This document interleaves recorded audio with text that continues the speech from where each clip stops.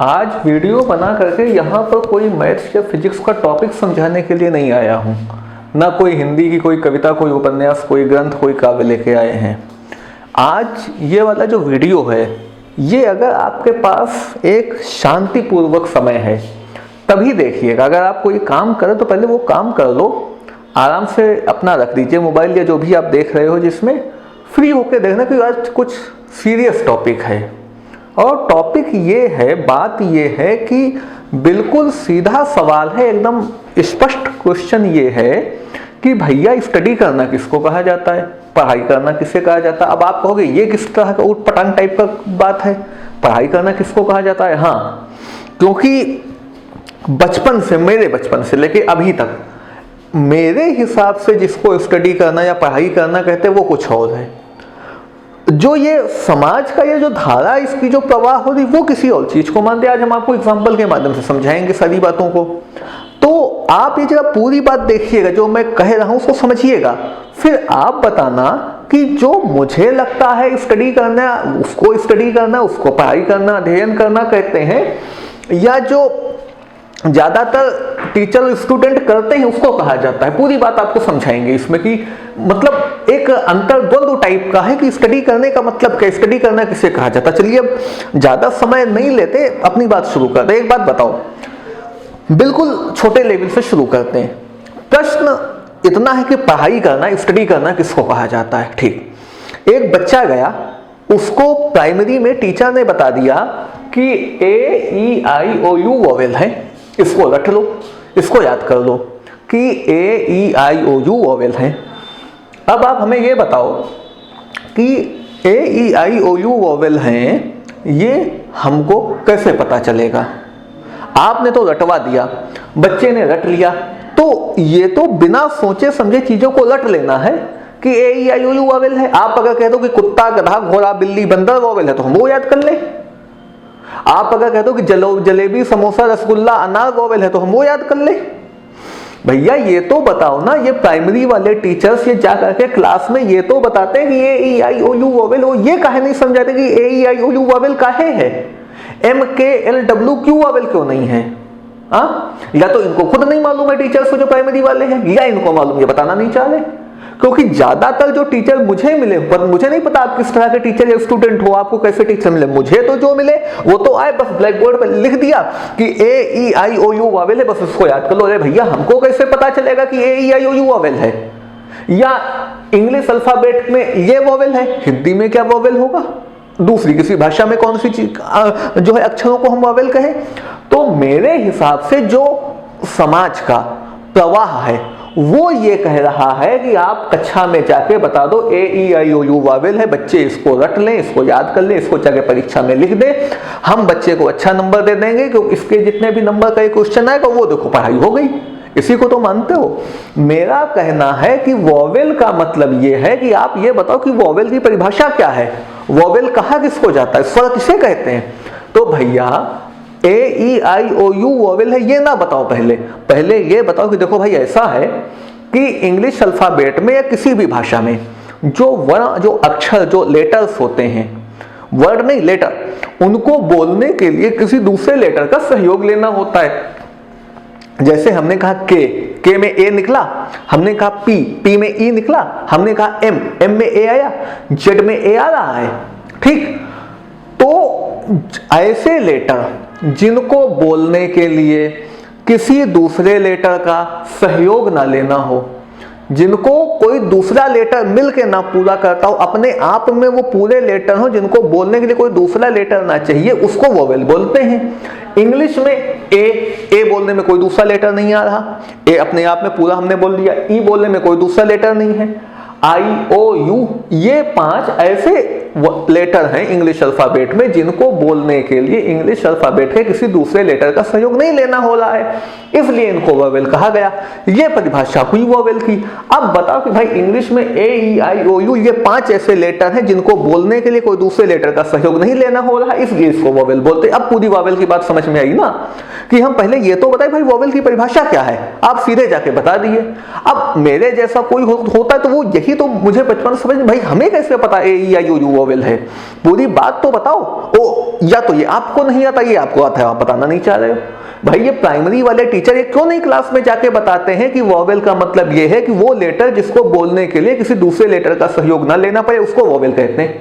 हिंदी में स्वर कहते हैं। जैसे ई है, छोटी ई, बड़ी ई, छोटा ऊ, आ, इनको बोलने के लिए हिंदी में कोई दूसरे अक्षर का इस्तेमाल नहीं हो रहा। अब हमने कहा का में आ आया, हमने कहा गा में आ आया ना, इसलिए इनको हमने स्वर नहीं कहा। तो स्वर या वॉवेल का मतलब ये है कि ऐसे लेटर्स जिनको बोलने के लिए किसी दूसरे लेटर का सहयोग ना लेना पड़े, उसको वॉवेल कहते हैं। इंग्लिश में ये वॉवेल है, हिंदी में वो है, किसी भाषा में कुछ है। अब ये बच्चे और टीचर्स क्या करते हैं, ये जा करके ये वॉवेल नहीं बताएंगे क्या होता है, वो सीधे ये लिख देंगे जा करके, और बच्चे से कहेंगे कि तुम इसको याद करो, याद करके इसको पेपर में लिख देना, लो तुमको पढ़ाई हो गई। इसको पढ़ाई करना मानते हैं वो लोग, तो इसको पढ़ाई करना कहा जाएगा क्या?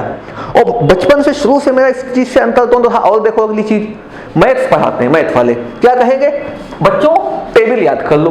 टेबल क्या, 2 1 जा 2, 2 2 जा 4, 2 3 जा 8, 2 4 जा 8, 2 5 जा 10, 2 6 जा 12, 4 लिख दिया। अरे भैया ये तो बताओ कि 2 6 जा 12 है, ये कैसे पता चला? 2 2 जा 4 है, ये क्या हमें सपना आएगा? तो 2 2 जा 4 है, क्योंकि 2 को हम 2 बार ऐड करते हैं, 4 आता है, इसलिए 2 2 जा 4 है। अगर 2 को 2 बार ऐड करने से बकरी आता तो 2 2 जा बकरी हो जाता। तो 2 2 जा 4 का मतलब यह है कि 2 को 2 टाइम्स ऐड करने पे 4 आ रहा है। बात समझ में आई? 2 3 जा 6। अब आप बच्चे को सीधे कहते हो तुम रट लो, जाके याद कर लो 2 3 जा 6 होता है। तो हमें कैसे पता 2 3 जा 6 होता है? भाई 2 को हम जब 3 टाइम्स ऐड करेंगे तो 6 आता है। अगर 2 को 3 टाइम्स ऐड करने पे 15 आता तो 2 3 जा 15 हो जाता।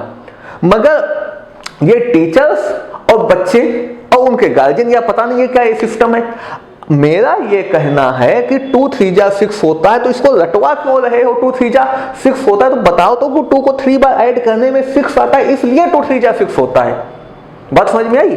अब मेरा ये कहना है कि ये रटाया क्यों जाता है, ये बच्चे लोगों को काहे रटवाया जाता है, और उनको भी कुछ मालूम नहीं है। और जैसे वो जो ये टीचर लोग जो ये प्राइमरी वगैरह में पढ़ाते हैं जाके, ये बजाय ये कहने के कि 2 3 जा 6, वो ये करके क्यों नहीं बताते कि 2 को 3 टाइम्स ऐड करने पे 6 आ रहा है, इसलिए 2 3 जा 6 है। 2 को 10 टाइम ऐड किया जाए तो 20 आएगा, इसलिए 2 10 जा 20 है। इसको पढ़ाई करना माना जाना चाहिए मेरे हिसाब से। मगर बाकी क्या करें, बस इसको लिख दिया, इसको रट लो जाके बिना समझे कि ये है क्या, ये नहीं मालूम कि ये क्या, बस कुछ लिखा है। अब ऐसे हम कहते हैं कि 2 1 जा 2, 2 2 जा गधा, उसके बाद बैल। तो अगर याद ही करना है तो चाहे इसको याद किया जाए, इसको याद किया जाए, बात तो वही, क्योंकि ना हमको ये समझ में आ रहा क्या, ना हमको ये समझ में आ रहा क्या है। फिर पता नहीं इस चीज को भाई काहे प्रमोट किया जाता है, क्यों सब लोग इसको पढ़ाई करना मान लेते हैं। उनको बताओ तो कि भाई 2 5 जा 10 है, तो 2 5 जा 10 होने का मतलब है कि 2 को 5 बार ऐड किया जाए, इसलिए 2 5 जा 10 है। चलिए ये तो छोटे लेवल की बात हो गई, और आगे आइए 1 सेकंड। आज काफी समय से मेरे मन में था कि इस चीज को लेके बोलना है। अब ये तो चलो प्राइमरी जूनियर लेवल तक की बात हो गई। यही आदत पाई जाती है कि बिना समझाए, बिना लोगों को बताए ये चीज क्या है, हम आगे बढ़ जाते कक्षाओं में। हाई स्कूल आया, 8th 9th वगैरह करके आया, और सबसे ज्यादा रटने रटाने का काम मैथ में होता है मेरे हिसाब से। लोग कहते हैं कि मैथ तो रटी नहीं जा सकती, मेरी जहां तक नजर सबसे ज्यादा रटने रटाने का कार्य मैथ में होता है। मेंसुरेशन चैप्टर आया, आपने जाकर के लिखवा दिया कि बेलन के वक्रतुंड का फार्मूला जो है वो 2 पाई आर एच है, ठीक। सरफेस एरिया याद कर लेना, वक्रतुंड बेलन का 2 पाई आर एच आपने बता दिया। आपने कहा कि जो उसका आयतन यानी कि volume pi R square H, इसको याद कर लो जाके, रट लो इसको, पाई आर स्क्वायर एच है। वक्रतुंड 2 पाई आर एच है। संपूर्ण पृष्ठ टोटल सरफेस एरिया, ये लो, ये हमने 3 फार्मूले उठा के धमक दिए कि बेलन का वक्रतुंड ये है, बेलन का जो है आयतन ये है, और बेलन का संपूर्ण पृष्ठ ये है, याद कर लो। अब ये हमें बताओ, इसको याद कर लें, आर और एच की वैल्यू रख के, आंसर निकाल के आंसर शीट से आंसर मिला के पेपर में लिख देना, नंबर मिल जाना, क्या ये नॉलेज हम इसको माने? अरे भैया हमको ये तो बताओ कि वक्र पृष्ठ होता क्या है, आयतन किसको कहा जाता है, संपूर्ण पृष्ठ क्या होता है, ये आप बताते नहीं भाई। अगर आयतन पाई आर स्क्वायर एच है सिलेंडर का, तो वॉल्यूम जो है सिलेंडर का पाई आर स्क्वायर एच है, तो हमें ये तो बताओ कि वॉल्यूम भाई होता क्या है, वॉल्यूम किसे कहा जाता है? नहीं, आयतन तो मेरे लिए कोई अपरिचित शब्द है। आप घनत्व कहते हैं, एक शब्द आता है ना डेंसिटी, घनत्व। अब घनत्व आपने वहां जाकर के रटवा दिया, क्या? द्रव्यमान बटे आयतन। ना उनको आयतन मालूम है क्या होता है, वो इतने हैं कि वो द्रव्यमान और वजन को एक ही चीज समझ रहे हैं। तो घनत्व समझाना है या किसी को घनत्व बताना, तो भैया उसको सीधे सीधे समझा दो कि अगर हम 1 किलो लैया लेंगे, जो दीपावली में लैया आती है, 1 किलो लैया खूब ज्यादा हो जाएगी। 1 किलो लोहा लेंगे, वो कमी में आ जाएगा।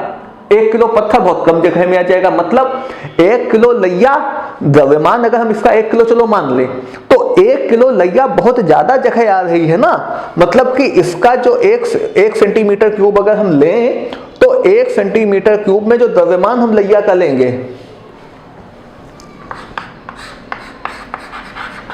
ये यहां पे द्रव्यमान 1 सेंटीमीटर क्यूब में जो आएगा वो बहुत कम आएगा, ठीक है ना, लैया के केस में। और अगर हम लोहा लें, तो लोहा का द्रव्यमान बहुत ज्यादा आएगा 1 सेंटीमीटर क्यूब में, क्योंकि भाई लोहा भारी है, तो लोहे का द्रव्यमान 1 सेंटीमीटर क्यूब में ज्यादा, इसलिए जो लैया उसका घनत्व कम, इसका घनत्व ज्यादा लोहे का। बात समझ में आ गई? अब आयतने नहीं पता लोगों को, और ना ये जो मैथ्स पढ़ाने वाले टीचर हैं, ये आप जाकर के लिखवा रहे हो कि भाई वक्र पृष्ठ का फार्मूला ये है, संपूर्ण पृष्ठ का फार्मूला ये है, आयतन का फार्मूला ये है, ये जो है सरफेस एरिया है, ये टोटल सरफेस एरिया है, ये वॉल्यूम है, ये एरिया है। उनको कैसे पता चलेगा भैया इसमें वॉल्यूम क्या होता है, एरिया क्या होता है? अब मेरा ये कहना है कि इस तरीके से फार्मूले ना लिखवाए जाएं, पहले उनको बता दो दे कि वक्र पृष्ठ होता क्या है। जैसे कि मेरी क्या इच्छा है, मान लो ये एक बेलन है, तो इसकी जो ये ऊपर वाली है, जो घेरी वाली जो दीवार दिख रही है, इसका जो क्षेत्रफल है ये वक्र पृष्ठ है। बात समझ में आई? इसका क्षेत्रफल वो वक्र पृष्ठ। अब बात समझिएगा, वक्र पृष्ठ का फार्मूला 2πr(h) है, तो 2πr(h) कैसे आया? देखो ये जो मान लो यहाँ पे एक सर्कल है, ये एक सर्कल है, एकदम पतली सी लाइन समझ लो, ये एक सर्कल है, सर्कल की जो सर्कमफ्रेंस होती है वो 2πr होती है, सर्कल का परिमाप। तो 2πr मान लो इतना है। अब 2πr को अगर हम h यानी कि ऊंचाई से मल्टीप्लाई करें, तो 2πr कितने बार? h बार। पूरा इसका वक्र पृष्ठ का पूरा ये क्षेत्रफल आ गया, पूरी शीट का, ये जो पूरी इसकी जो घेराई है, तो वक्र पृष्ठ 2πr(h) हो गया। क्योंकि वक्र पृष्ठ का मतलब क्या था, इस वाला ये जो ऊपर ये जो घेरा दिख रहा है, इसका क्षेत्रफल निकालना। तो भाई और सर्कल का सर्कमफ्रेंस 2πr, इस 2πr को h बार कर दो, यानी 2πr को h से मल्टीप्लाई कर दो, तो लो इसका जो है आ गया वक्र पृष्ठ। हाँ, अब जैसे यहाँ पर मान लो वक्र पृष्ठ हो गया, इसी तरीके से आयतन बताना है। आयतन πr²h, यहाँ पर 2 होगा πr²h। तो पहले आप ये समझा दो मेरे हिसाब से कि आयतन का मतलब ये होता है कि कोई वस्तु कितनी जगह घेर रही है, कोई चीज जितनी जगह घेरती है उसको उसका आयतन कहा जाता है। अब यहाँ एग्जांपल के लिए मैंने बेलन का वॉल्यूम लिया, यानी कि बेलन का आयतन। तो बेलन का आयतन अगर बताना है तो भाई आप सीधे समझा दो कि मान लो ये एक बेलन है, तो ये जो घेरा है, जो ये सर्कल यहाँ पे दिख रहा है, इसका एरिया πr² हुआ। अब ये जो πr², जो इसका एरिया है, इसको h टाइम्स रख दो, तो ये पूरी बॉटल ने, ये पूरे सिलेंडर ने जितना स्पेस में जो स्थान घेरा वो निकल आया ना πr²h। भाई ये πr², और इस πr² ने ये जितनी जगह घेर रहा है, ये πr² हुआ इसका एरिया, और इस एरिया को इस ऊंचाई से मल्टीप्लाई कर दिया, यानी πr² ले लो, उसका वॉल्यूम हो गया, आयतन हो गया। अब जाके समझ में आया ना कि πr²h का वॉल्यूम का मतलब क्या, वॉल्यूम का फार्मूला क्या कहना चाह रहा है। आप लोग या ज्यादातर लोग क्या करते हैं, आयतन सिलेंडर का नोट कर लो πr²h, उसमें r और h की वैल्यू रख दो, लो हो गया। हमें क्या पता भाई ये कैसे हुआ ना। अब जाके पूरी बात क्लियर। अब जैसे कि 2πr ये आपका संपूर्ण टोटल सरफेस एरिया, तो टोटल सरफेस एरिया का क्या मतलब है, पहले तो ये बता दिया जाना चाहिए कि भाई देखो ये वक्र पृष्ठ हुआ, ये जो ऊपर वाली दीवार है इसका क्षेत्रफल वक्र पृष्ठ हो गया। इधर वाला एरिया और इधर वाला एरिया, इन दोनों एरिया के साथ में ये वक्र पृष्ठ, मतलब संपूर्ण पृष्ठ का मतलब क्या, ये पूरा वक्र पृष्ठ साथ में ये वाला एरिया, ये वाला एरिया, ठीक, इसको संपूर्ण पृष्ठ कहा जाता। अब संपूर्ण पृष्ठ समझ में आया क्या है, ये एरिया ऊपर वाला नीचे वाला, तो पूरे सिलेंडर का ऊपर और नीचे के एरिया को मिला के ये इधर वाला वक्र पृष्ठ मिला के पूरा संपूर्ण पृष्ठ उसका हो गया। अब इसका एरिया हमें लेना, इसका एरिया पाई आर स्क्वायर, इधर इसका एरिया पाई आर स्क्वायर, तो 2 बार पाई आर स्क्वायर हुआ, एक बार पाई आर स्क्वायर इसका एरिया, एक बार पाई आर स्क्वायर इसका एरिया, और इसका जो वक्र पृष्ठ है इसका फार्मूला 2 पाई आर एच। लो टोटल सरफेस एरिया आ गया, इस सरफेस का एरिया आ गया, इधर वाले का एरिया आया। अब 2 पाई आर स्क्वायर हुआ प्लस 2 पाई आर एच, इसमें 2 पाई आर कॉमन ले लो, अंदर क्या बचा आर प्लस एच। अब समझ में आई ना कि संपूर्ण पृष्ठ की मतलब क्या, टोटल सरफेस एरिया क्या कहते हैं। मगर यही तो हमेशा से मेरी इच्छा रही कि ये चीजों को बिना समझाए भाई कैसे रटाया दिया जाता है। आप कहते हैं, हम कहते हैं फार्मूला मत बताओ कहां से आया, फार्मूला ना भी बताओ तो भी कोई बात नहीं कि फार्मूला आया कहां से, कम से कम ये तो भाई बता दो कि आयतन किसे कहा जाता है। उनको क्लास 9 कर लिया, क्लास 10 कर दिया, हाई स्कूल में आ गए, बोर्ड के पेपर भी ले आए, अच्छे नंबर भी लगे, तो भी नहीं पता आयतन क्या होता है। बहुत प्रॉब्लम आगे देखो। इस तरीके से मैंने कई सारी चीजों पे देखा, तब इस पे आज वीडियो बनाए बिना नहीं खुद को रोक पाया कि ये इसको रटने को काहे नॉलेज कहा जाता है। आगे देखिएगा,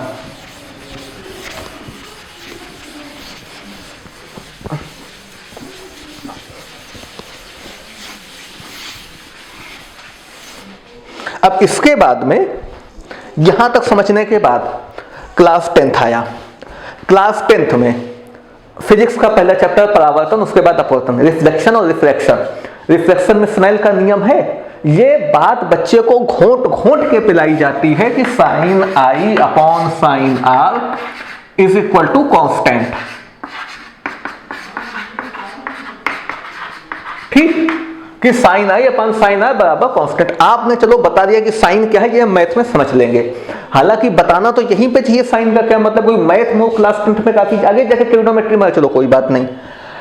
आप बिल्कुल, मैं सही बोल रहा हूं, एकदम सच है। हाई स्कूल में क्लास 10th की जाके क्लास में पूछ लेना, बहुत ही शायद कोई बच्चा जिसको पता हो कि कांस्टेंट का मतलब क्या होता है, नियतांक किसे कहा जाता है। हम उसको जाके ऐसे रटवा दे। जब मैं हाई स्कूल में था, हम तो यही ना, भैया ये कांस्टेंट का मतलब क्या है, आप क्या कहना चाह रहे हो कि साइन आई बटे साइन आर एक नियतांक है, इसका मतलब क्या है। इसका मतलब ये है मेरे हिसाब से कि जो है टीचर इसको बताए कक्षा में, वो कम से कम ये बताए कि भैया मान लो ये जो है अपवर्तन हो रहा है, रिफ्लेक्शन हो रहा है, ये लो आई ऐसे चली गई, ये आई है, ये आर है, ठीक है ना।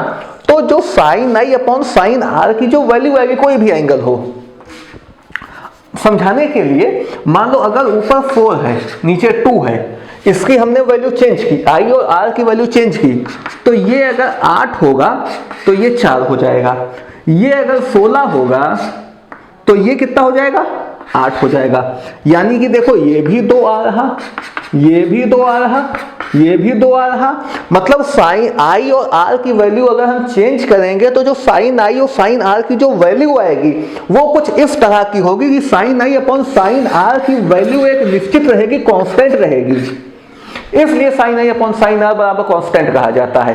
उनको यही नहीं पता है भैया कि कांस्टेंट क्या होता है, नियतांक क्या होता है। नियतांक मतलब नियत अंक, ऐसा अंक जो नियत है उसको नियतांक कहते हैं। तो sine I upon sine R ना समझो कोई बात नहीं, ट्रिग्नोमेट्री क्लास 10th में आगे है, मैथ्स में वो पता चल जाएगा। ये तो बता दो भैया कि कांस्टेंट का क्या मतलब है, वो जानते नहीं कांस्टेंट क्या होता है। उनको ये समझाना चाहते हैं। मेरी इच्छा ये है कि अगर हम आई और आर को चेंज करेंगे तो आई और आर में जो चेंज आएगा उसकी जो वैल्यू होगी उसको अगर हम sine I upon sine R थे तो कोई एक निश्चित अंक आएगा, जैसे हमने ये एग्जांपल के लिए मान लो लिख दिया है।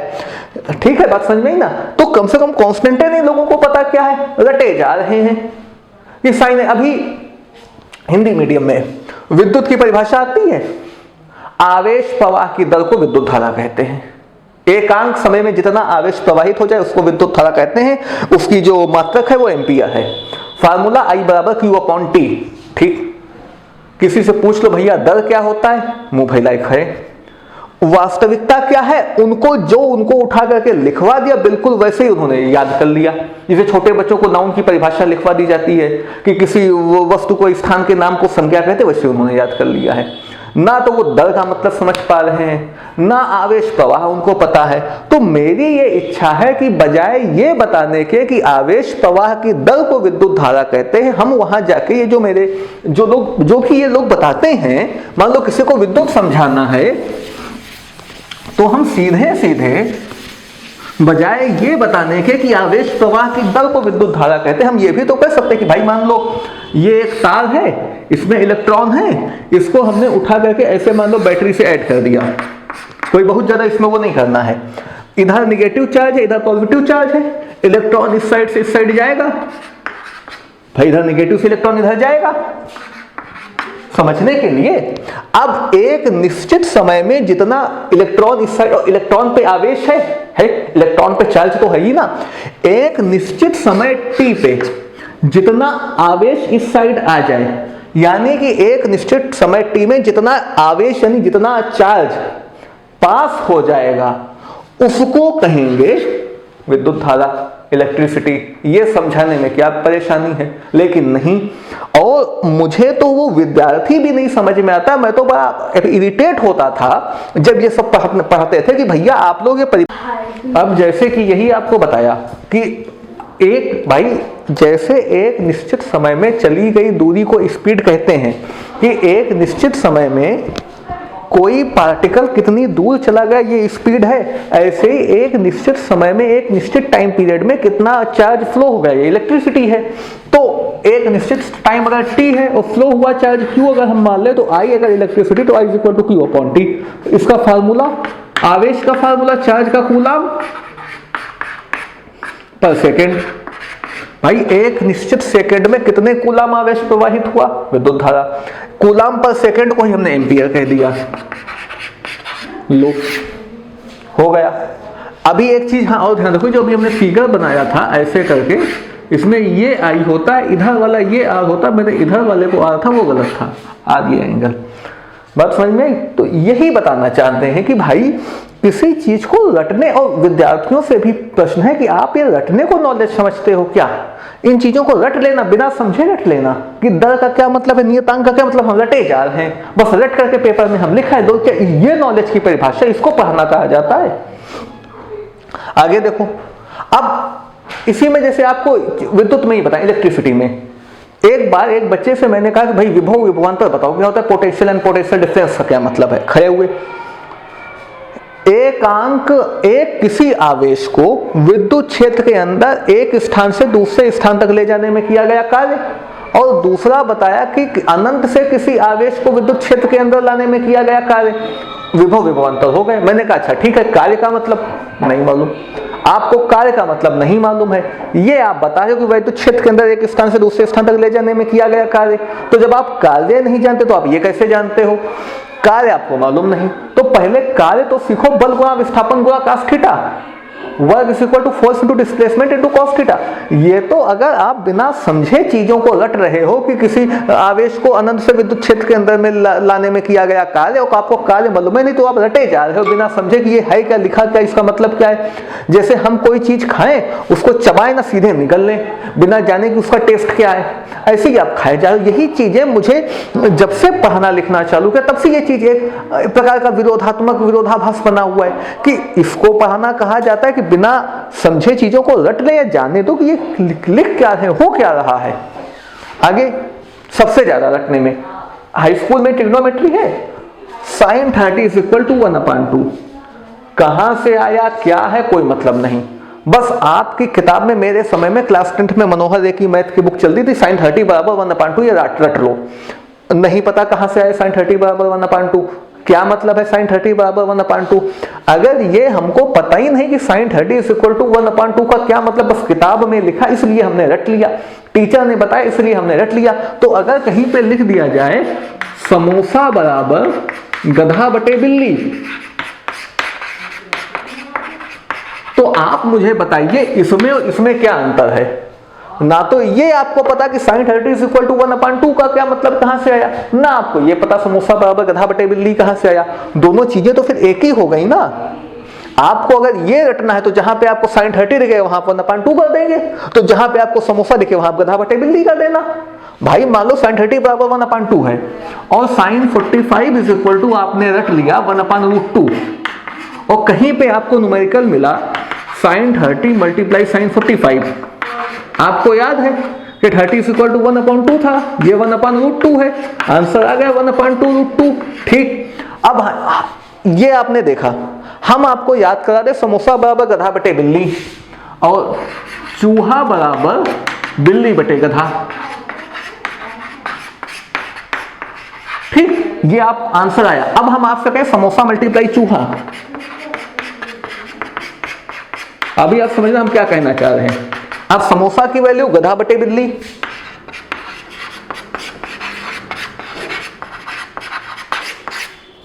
और चूहा की वैल्यू बिल्ली बटे गधा।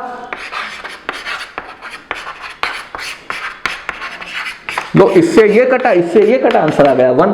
तो इसको 1 लाना और इसको 1/√2 लाना, बात तो एक ही हो गई, क्योंकि ना तो हमको ये कुछ समझ में आया ये क्या है, ना हमको ये समझ में आया ये क्या है। तो इस तरीके से जो ये बच्चे हैं, विद्यार्थी हैं, जो टीचर विशेष रूप से स्टूडेंट्स, आप लोग ये फिर कहते क्यों हो कि हम मैथ पढ़ा रहे हैं। आप ये खोना कि मैथ हम रट रहे हैं। हमको रटने से मतलब चाहे हम sin 30 बराबर 1/2 रट रहे, चाहे हम ये रट ले, हमको तो रटने से मतलब है बिना समझे कि इसमें लिखा क्या, ये हो क्या रहा है और ऐसे आपके पढ़ाने का फायदा क्या है, आपको समझ में क्या आ रहा। चलिए आप और आगे चलते हैं। और आपको मतलब बचपन से मेरे जीवन की ये बहुत बड़ी एक समस्या रही कि हम पढ़ना कहें किसको, क्या चीजों को इस तरीके से मात्र रट लेना पढ़ाई है। वक्र प्रस्थ का फार्मूला याद कर लो, ये याद कर लो, वो याद कर लो, और आपको आगे दिखाते हैं। आइए,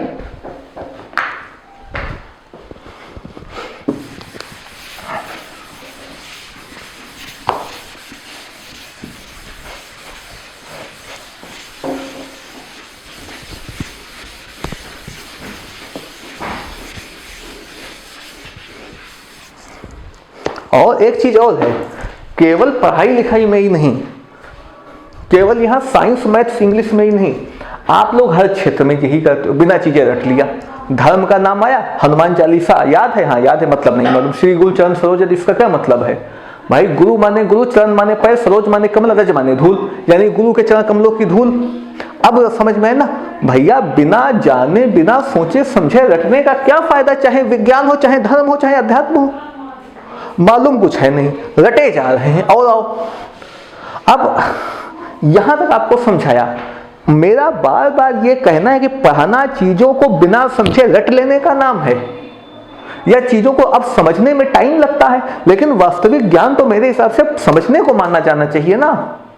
सांख्यिकी आप लोग पढ़ते हो, माध्यमाधिका, बहुलक, मीन मीडियन मोड, है क्या समझने नहीं है, करते चले जा रहे हैं, फायदा क्या इसका, बस रटे जाए। और एक बात और आपको बताएं, रटने में ज्यादा मेहनत होती है बजाय समझने के, रटने में ज्यादा मेहनत लगती बजाय समझने के। हम अगर कोई श्लोक रट लेते, मान लो पूरी भगवद गीता आप रट लो, समझा कुछ नहीं, फायदा क्या, वो तो निर्जीव श्लोक आपके लिए हो गए। हम कह रहे हैं कि चलिए धर्म क्षेत्र कुरुक्षेत्र समवेता युयुत्सवा माम कहा पांडवाश्चैव किम कुरुत संजय, इसका क्या मतलब है। अब इसका फायदा तो हमें तब मिलेगा जब हम ये कहें कि धृतराष्ट्र पूछ रहे हैं कि धर्म क्षेत्र कुरुक्षेत्र में उपस्थित पांडव तथा मेरे पुत्रों ने क्या किया, पांडव के बेटों ने मेरे, तब तो कुछ समझ में आया। ऐसे निर्जीव रटने का क्या मतलब है। और रटने की जहां मैंने पराकाष्ठा देखी, बिल्कुल आंख बंद करके रट लेना, ये मुझे मिला क्लास 11-12 की मैथ्स में, डिफरेंशिएशन और इंटीग्रेशन। वाह, मैंने कई बच्चों से पूछा यहां पर आकर के, जो रटने का तो काम हो ही रहा था प्राइमरी से इंटर तक, हाई स्कूल तक, बच्चों से मैंने पूछा भैया आप मुझे केवल इतना बता दो कि dy/dx में ये d और d कट क्यों नहीं जाता है, क्योंकि जब हम इंटर में थे मेरे लिए बहुत बड़ी समस्या ये थी कि ये dy/dx कट क्यों नहीं जाता, क्योंकि पता तो है d और dx का मतलब क्या है, यहाँ पे नहीं मालूम, बैठे हैं आप रट लेते हो d/dx sin x = cos x। आपके मन में क्या कभी ये नहीं आता कि sin x cos x के बराबर कैसे हो सकता है? d अपॉन डी एक्स करने से sin x में ऐसा क्या होगा कि ये cos x के बराबर हो गया? और आप एक बात बताओ, मेरे मन में ये तर्क आता था, आपके मन में आया या नहीं आया मुझे नहीं मालूम। sin x is equal to cos x D upon D X करके हम कहते हैं sin, अगर हम x की वैल्यू 45 डिग्री ले लें तब तो हम sin 45 is equal to cos 45 कह सकते हैं। मतलब x की वैल्यू अगर 45 है तब तो ये ठीक है कि भाई ये भी 1/√2 ये भी 1/√2। x की बाकी वैल्यू पे ये कहां सिद्ध हो रहा है? आपने नहीं कभी पूछा कि सर इसका मतलब क्या है, डिफरेंशिएशन की परिभाषा क्या है, ये sin x is equal to cos x हमको क्या पता, मगर हमसे मतलब है नहीं। हम तो केवल बस बने बनाए फार्मूलों को रट लेना है, परीक्षा में लिख देना है, जाकर आंसर निकाल लेना, लो मेरी पढ़ाई हो गई।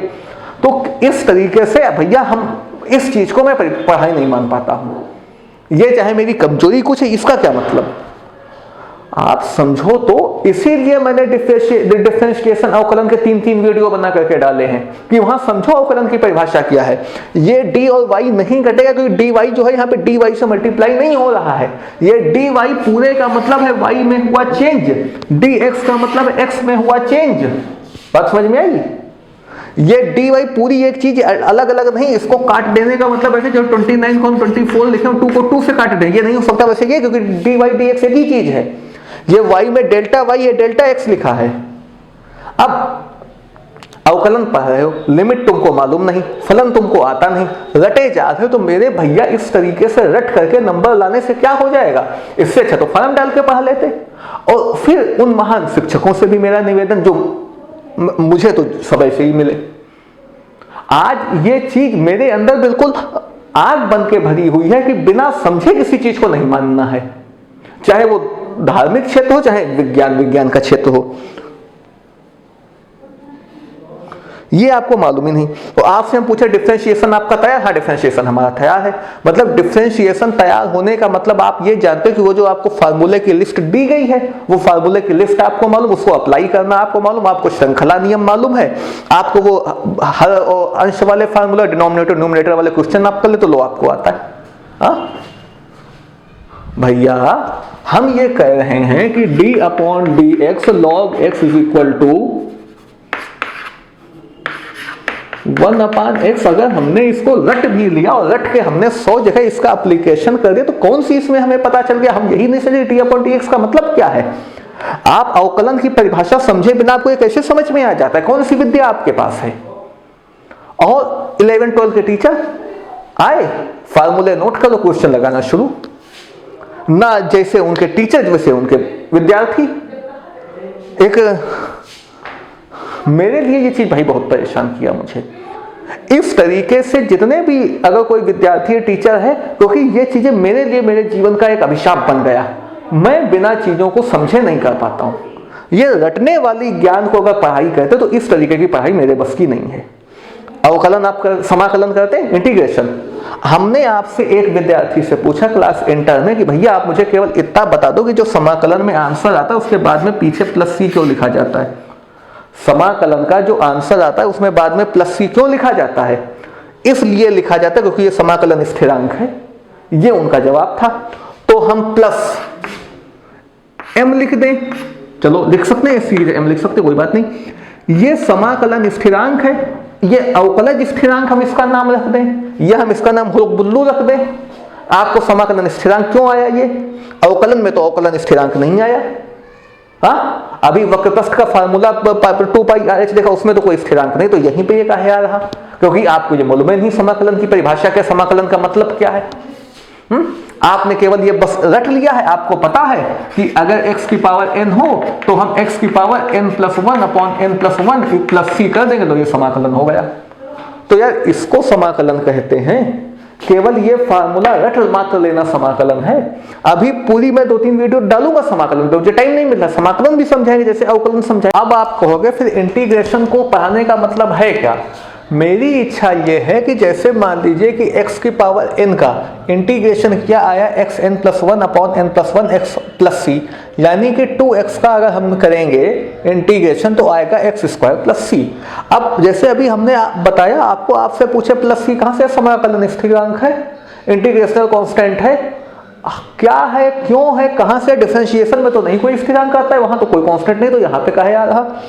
अब इसको मेरी क्या इच्छा है कि इसका जवाब इस तरीके से देना चाहिए। अब स्टूडेंट को ये मालूम होना चाहिए कि भैया देखो ऐसा जो प्लस सी आ रहा है इसलिए आ रहा है क्योंकि अगर हम पहले ये समझो कि अगर हम एक्स स्क्वायर का डिफरेंशिएशन करेंगे तो आएगा 2x, और समझ गए, और अगर हम 2x का इंटीग्रेशन करेंगे तो आएगा x स्क्वायर।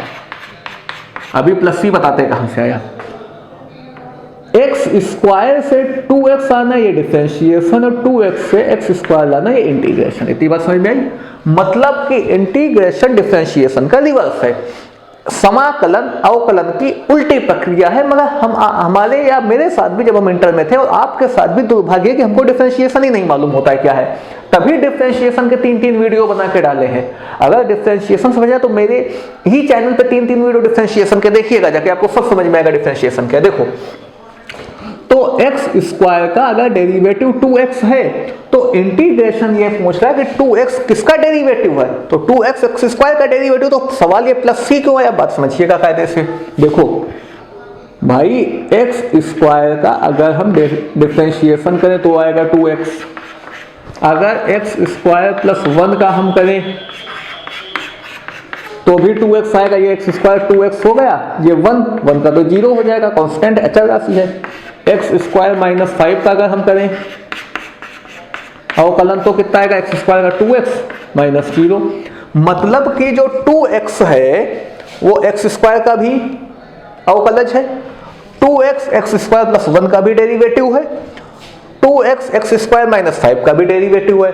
मतलब 2x जो है वो अकेला एक्स स्क्वायर का ही नहीं, x square plus 1 x square minus 5 x square, यानी कि 2x एक्स स्क्वायर प्लस सी कुछ भी कर दिया जाए उसका अगर हम डेरिवेटिव निकालेंगे तो 2x आ जाएगा, क्योंकि ये तो कांस्टेंट, इसकी तो वैल्यू 0 हो जाएगी। यानी जो 2x है वो एक्स स्क्वायर का डेरिवेटिव नहीं बल्कि x square plus 2 x square plus C का डेरिवेटिव 2x है। आप देखिए, ये देखो है ना भाई, यहाँ पे जो भी वैल्यू होएगी उसका अगर हम अवकलज करें वो 0 हो जाएगा। अगर हम एक्स स्क्वायर माइनस 15 भी कर दें, इसका अगर हम डेरिवेटिव निकाल लें तो एक्स स्क्वायर का डेरिवेटिव 2x माइनस 0, यानी 2x जो है वो एक्स स्क्वायर प्लस सी की जगह प्लस माइनस कुछ भी हो उसका डेरिवेटिव करने पे 2x आएगा।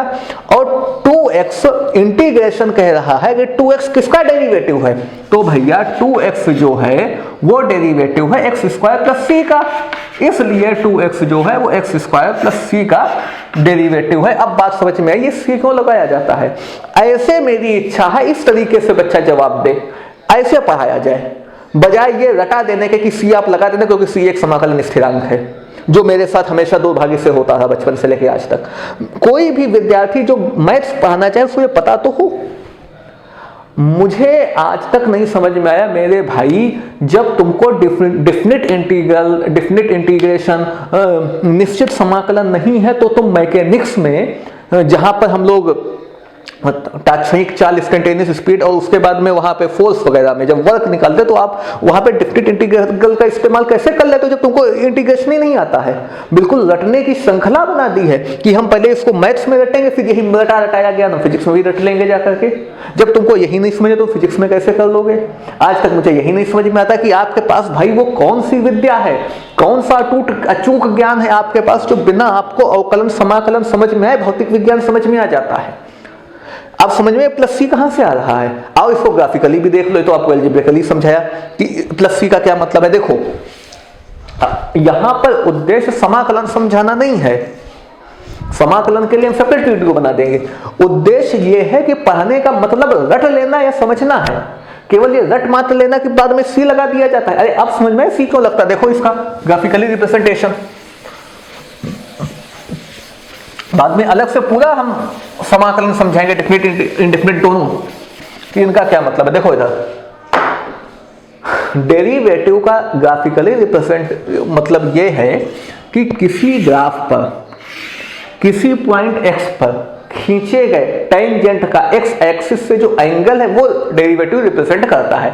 मतलब किसी वक्र पर किसी बिंदु x पर खींची गई स्पर्श रेखा का x अक्ष से जो ढाल होता है वो होता है अवकलज। मान लीजिए एक्स स्क्वायर हमने लिया, ये हमारा एक्स स्क्वायर का ग्राफ है, इस पे हमने एक स्पर्श रेखा खींची, ये एंगल 2x हुआ। अब एक्स स्क्वायर प्लस 1 का मान लो ये ग्राफ है। अब इस पर भी अगर हम कोई स्पर्श रेखा खींचेंगे तो ये भी तो 2x प्लस 1 ही होगा, 2x ही आएगा, सॉरी एक्स स्क्वायर प्लस 1 का भी तो 2x ही आएगा डेरिवेटिव। यहाँ पर ये एक्स स्क्वायर माइनस 1 है, यहाँ पे हमने कोई टेंजेंट खींची, इसका भी तो 2x ही आया।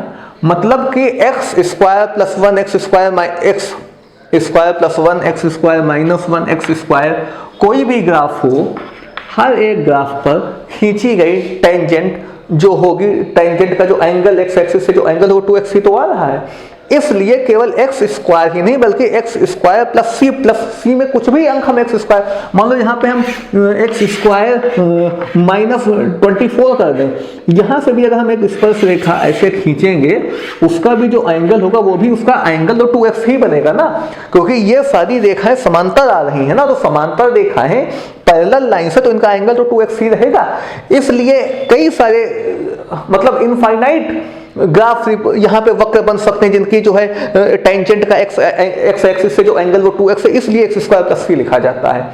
ऐसे मेरे समझाने की इच्छा, इस तरीके से मेरी इच्छा ऐसे मैथ्स पढ़ाई जाए, बजाय ये रटा देने के कि जो है आप जो है प्लस सी लगा देने क्योंकि वो समाकलन स्थिरांक है। अब पूरी बात समझ में आई। अब इसी तरीके से एक मिनट,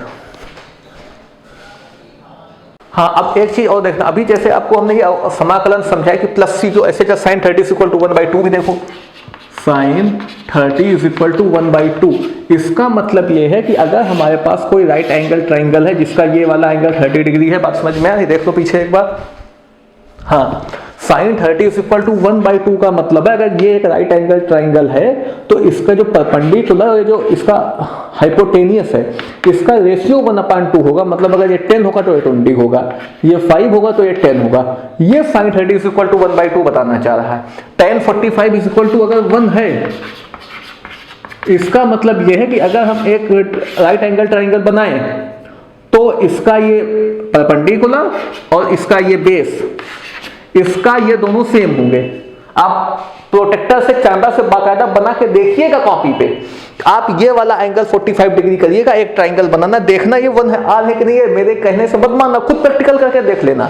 इसको 30 डिग्री रखना, इसका और इसका नाप के देखना, इसके से 1/2 ही आएगा, तब समझ में आएगा। मेरे तो तभी समझ में आया था कि sine 30 equal to 1/2, tan 45 equal to 1 का क्या मतलब है। ये इच्छा थी मेरी कि इस तरीके से बताया जाए। आप केवल किताब में लिखा है tan 45 इज इक्वल टू 1 तो मत मानो, समझ लो इसलिए tan 45 1 है, वरना किताब में लिखते था tan 45 is equal to samosa तो आप क्या वो मान लेते बिना ये जाने कि इसका मतलब क्या है। हम लिखते sin 30 इज इक्वल टू कुत्ता बटे बिल्ली तो आप ये मान लोगे। इस तरीके से मेरी इच्छा है चीजों को बताए जाने की। और यहां पे इस बिल्कुल छोटे लेवल से लेकर के चला था कि प्राइमरी लेवल से इंटरमीडिएट के लेवल तक आया, डिफरेंशिएशन इंटीग्रेशन तक।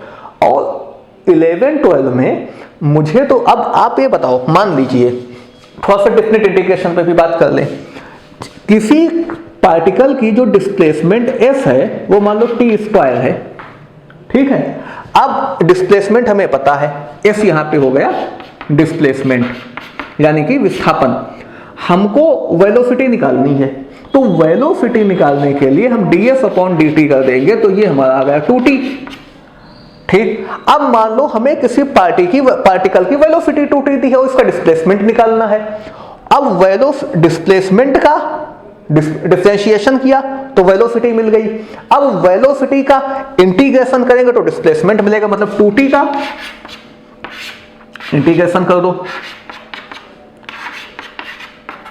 प्लस ये आपको बताया। अब अगर आपसे ये कहे कि 5 सेकंड से लेकर 10 सेकंड तक बीच में आप इसका जो डिस्प्लेसमेंट निकालो, तो हम क्या करते हैं, तो हम 5 और 10 की लिमिट लगा देंगे कि भाई 2t लिमिट लगा दी। अब t² 5 2 5² माइनस 2² लो, ये है डेफिनेट इंटीग्रेशन। अब मुझे अच्छी तरीके से पता है कि अगर अभी हम जा करके इंटरमीडिएट क्लास में पहुंच जाएं और उन बच्चों से ये पूछे कि भैया आपने तो डिफरेंशिएशन इंटीग्रेशन को यूज करके फिजिक्स में कई क्वेश्चन लगाए होंगे, फोर्स वाले, वो वर्क वाले लगाए होंगे और मैकेनिक्स में ये डिस्प्लेसमेंट वगैरह निकाला होगा। क्या आपको ये पता है कि डिस्क्रीट इंटीग्रेशन जो है वो ग्राफ कवर्ड एरिया किस तरीके से होता? मैं आपको 100% जानता हूं, वो कह देंगे हमें नहीं मालूम, मैथ वाले कह देंगे हमें नहीं मालूम। तो इस तरीके से रट लेने से फायदा क्या है? रट लेने से क्या मिल जाए, क्या फायदा? इससे अच्छा फॉर्म डाल के पढ़ लो आप। और ये रटने वाला काम केवल आप यहां नहीं कर रहे हो, विज्ञान में नहीं, आप ज्ञान धर्म में भी यही करते हो। आपने वहां भी धर्म के क्षेत्र में भी केवल रट लिया श्री गुरुचरण सरोज रज। कभी हनुमान चालीसा में श्री गुरुचरण सरोज रज निजमन मुकुर सुतर, इसका मतलब क्या है? श्री गुरु चरण माने पैर, सरोज माने कमल, रज माने धूल। श्री गुरु चरण सरोज रज का मतलब है कि गुरु के चरण कमलों की धूल रटना। मेरी इच्छा यह है, चाहे कोई भी विषय हो, संस्कृत ही क्यों ना हो, हिंदी हो, धर्म हो, अध्यात्म हो, ज्ञान हो, विज्ञान हो, गणित हो, अंग्रेजी हो, बिना समझे रट लेने से क्या मतलब है? कोई भी क्षेत्र हो, बिल्कुल आज हम शुरू से लेकर के चले ताकि प्राइमरी लेवल से इस लेवल तक चीजें क्लियर हुए। और ये रट लेने वाली जो विद्या है, इससे आप भैया नंबर भले ले आओ, जीवन में कुछ हासिल नहीं होगा। ये बिल्कुल समझ लीजिए आप। अब यहां अभी जैसे कि मान लीजिए, और हम आपको 2-4 एग्जाम्पल दें। गति के 3 समीकरण हैं, v = u + at, s = ut + half at square और v² = u² + 2as है। अब हम आपसे पूछे कि भैया एक बात बताओ, जब हमारे पास गति का पहले से एक फार्मूला था, चाल बराबर दूरी बटे समय, स्पीड बराबर डिस्टेंस अपॉन टाइम, तो उसमें क्या अटक रहा था कि ये बनाना पड़ गया? तो कम से कम आप बता तो पाओ कि प्रकृति में ये जो चाल बराबर दूरी बटे समय है ना, इसमें एक्सीलरेशन नहीं है, त्वरण नहीं है, और प्रकृति में हर चीज त्वरित होते हुए गति करती है। उसमें किसी में ए नहीं था, ए लाने के लिए तीनों बने कि उसमें त्वरण नहीं हो। प्रकृति में अगर कोई चीज गति करती तो उसमें ए होता है, एक्सीलरेशन होता है, इसलिए ये तीनों बनाए गए। चाल बराबर दूरी बटे समय में क्या कोई वस्तु, अगर हम चाल लिखेंगे तो चाल निश्चित थोड़ी ना, अगर ये चौक ऊपर से नीचे गिरे तो इसकी एक निश्चित चाल थोड़ी नहीं, तो लगातार एक्सीलरेट हो रही है 9.8 मीटर पर सेकंड स्क्वायर से। अब आप एक्सीलरेशन, आपने एक्सीलरेशन की यूनिट क्या बस आपने रट ली कि एक्सीलरेशन की यूनिट मीटर पर सेकंड स्क्वायर है। यहां पे सेकंड स्क्वायर का क्या मतलब है भैया? कोई बताता है? ये मुझे नहीं भाई। मीटर स्क्वायर तो समझ में कि मीटर मल्टीप्लाई मीटर, तो सेकंड का सेकंड मल्टीप्लाई सेकंड होगा, और सेकंड मल्टीप्लाई सेकंड का क्या मतलब भाई? मीटर तो एरिया समझ में आया। तो मीटर पर सेकंड स्क्वायर एक्सीलरेशन का मतलब है कि एक सेकंड में किसी चीज की स्पीड कितने मीटर पर सेकंड इंक्रीज हो गई। बस समझना, एक सेकंड में कितने मीटर पर सेकंड स्पीड इंक्रीज हो गई है, इसलिए मीटर पर सेकंड स्क्वायर इसको कहा जा रहा है। अब यहां पर अभी मेरे पास समय की अगर लिमिट ना होती तो अभी मैंने आपको 700 एग्जाम्पल्स आपके सामने अभी रख दूं, जहां यही मैं सिद्ध कर रहा हूं कि भैया पढ़ना किसको, क्या इन चीजों को बिना जाने समझे रट लेने का ही नाम पढ़ना है। जाने तो कि क्या पढ़ा है, क्या हो रहा है। यही चीज समझाने के लिए बहुत समय से, शुरुआत से, जब से पढ़ाई लिखाई शुरू की तब से ही मन में एक जो है विरोधाभास था, ये जो पढ़ने पढ़ाने का जो तरीका है, इसीलिए शुरू से लेकर के लास्ट तक लेकर के आए। आप देखिए, ये प्राइमरी लेवल की बात है, इंटरमीडिएट लेवल की बात है। मेरे पास समय का वरना भी हम आपको 500 एग्जाम्पल फिजिक्स मैथ से निकाल करके दिखा देते। अब मुझे लगता है कि हम आपको अपनी बात समझाने में, अभी मेरे दिमाग में और कई सारे एग्जाम्पल, जैसे कि धमनी और शिरा है, फुफ्फुस धमनी और फुफ्फुस शिरा, इसमें उल्टा होता है कि हर जगह तो शुद्ध रुधिर बहता है, इनमें कहीं अशुद्ध बह जाता, कुछ ऐसा चक्कर बायो में है। अभी वो मुझे पूरा ध्यान नहीं, वरना अभी हम आपको वो भी दिखाते। और एग्जाम्पल्स आप समझ गए होंगे, ऐसे 500 एग्जाम्पल्स हैं जहां पर रट लेते हो चीजों को, समझते हो बिना समझे चीजों को। रटने का मतलब क्या है, यही आज आपसे कहने के लिए पूरा वीडियो आपको बना करके दिखाया कि, और अब मुझे लगता है शायद समझ पाए होंगे। अब आप बताओ कि ये जो हम जो कह रहे हैं इसको पढ़ना कहा जाता है, जो पूरी परंपरा चली है इसको पढ़ना कहा जाता है। और एक चीज आपको बताएं, रटने की अपेक्षा से समझ के पढ़ने में जो है मेहनत कम लगती है, रटने में ज्यादा मेहनत लगती है। फिर भी आप लोगों को पता नहीं क्यों रटने में ही मजा आता है। चलिए